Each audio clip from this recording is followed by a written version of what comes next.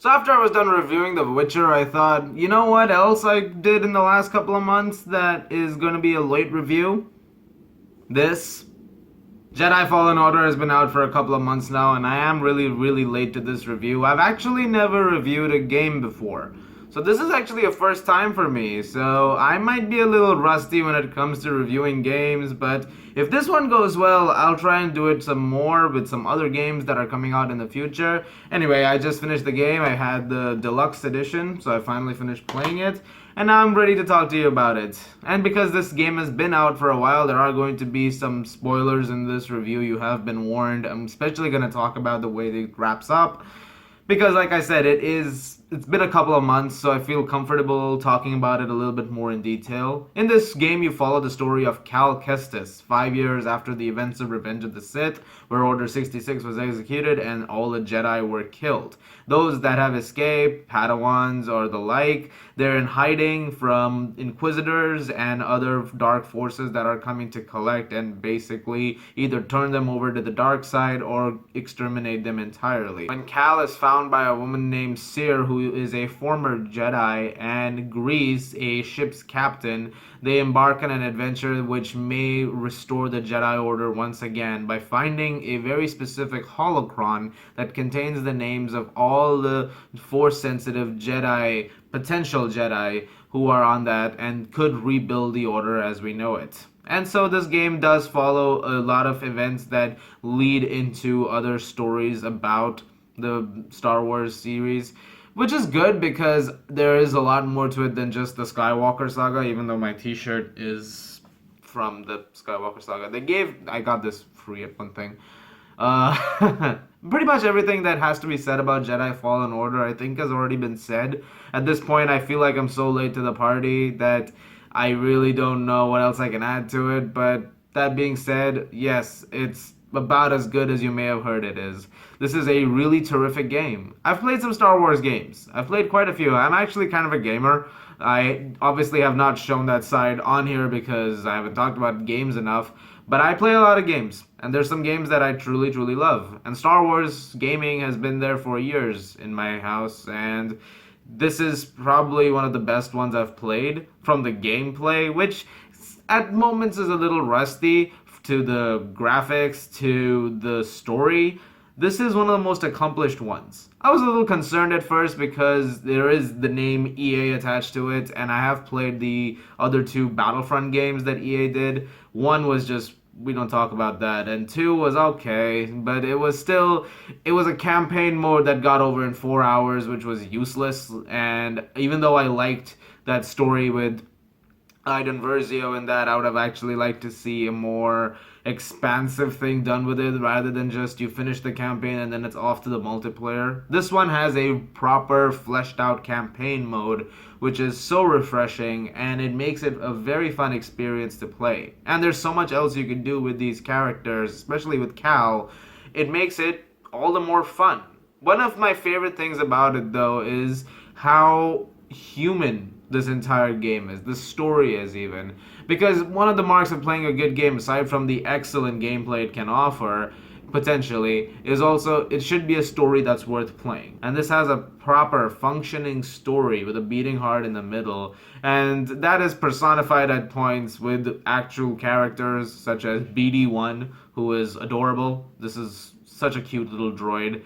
His relationship with Cal I actually really liked, because as you're coming towards the end of the game, when you find out that the master that BD1 originally belonged to, he finally, when that master was gone, his memories were gone with it too. And so BD1 could only get the memories back if he was with someone who he believed could be the next person to go alongside him. And so Cal is the next person he trusts, and that's why his memories come back to him, because he trusted Cal. And at least a very touching moment like that. The relationship between these two is honestly amazing. But other fascinating characters throughout the entire story exist. Seers' storyline in particular was fascinating. I found it to be interesting because of how much there is to it. It's not just a one-sided story. There actually are several gray areas, because she was with her Padawan, she was with the Trilla, who as we know turns out to be the second sister Inquisitor, and we'll talk more about her in a minute. and you find out that this is not the path that she was trying to create. She was trying to protect her students, but instead things went wrong, and they finally managed to crack her up in the interrogation room, and she was able to, and she betrayed her own student, and you feel for her in that scenario. At the same time, she is constantly struggling between either going towards the dark side or to staying in the light, and she's cut herself off from the Force for this exact reason. Which brings me to the second sister, who at first I also thought was just this faceless mercenary we were gonna have for the game. And then finally, when you see her face and you start to reveal peel back the layers of her story and how she connects to the entire thing, I thought that made her a very compelling character. And I felt very sad for her too because of the pain and tragedy that she's gone through. Of course, when you get to the ending where she finally does suffer at the hands of Darth Vader when she's just about shifting over to the light side of things, that was also a really terrifying moment. Darth Vader in this game, this is what I really wanted to do the review on because I did not expect him to show up. And then he showed up and it was amazing. And it was just so great seeing this character in full menace. It was like pretty much the ending scene of Rogue One actually, and maybe even better. Like, this is beast mode Darth Vader. That was amazing. It was great to see that again. But let's talk more about the gameplay because this is not a movie, and even though I'm talking about it in terms of a movie. The gameplay is really great. Like I said, I had a couple of glitches, which is probably the only thing keeping it from being a perfect game. At times it took a little while for things to render, and there was some glitchy gameplay at points. I think at one point, I played this in bursts, but one of the times I played it, the PlayStation, it actually, like, the application were not responding, and it had to cut back to the home menu. That was a bit much. Yeah, so there were definitely a few glitches like that, and even though I think most of the gameplay is fairly seamless, I played the game with two different settings. I kept shifting between some of the graphic stuff. In some cases, it helped. And honestly, putting on motion blur helped it, which was a good thing to do in retrospect. The chromatic aberration was getting a little ups and downs at times. It was being a little weird. But aside from that, the gameplay is very smooth. It looks amazing. Like I said, sometimes it takes a few seconds for things to render. Like there was a clip, I should have recorded some of my gameplay now that I'm talking. There was a point where the second sister is confronting Cal, and she's not on screen for the first 5 seconds of her monologue, and then she just pops up, and I'm like, that's yeah. And there were a couple of points when I'm facing stormtroopers that it lagged a little bit. But yeah, those are my biggest issues. Really, those are my biggest issues with Jedi Fallen Order, not other stuff. The story, I think, is really great. It's very compelling. Once you even get to Dathomir and you meet Mirren, the Night Sister, I thought that was great. And you fight Terran Malakos. All that's terrific. It was just those couple of times where it went a little glitchy that saved it from being as perfect a game as it probably could have been.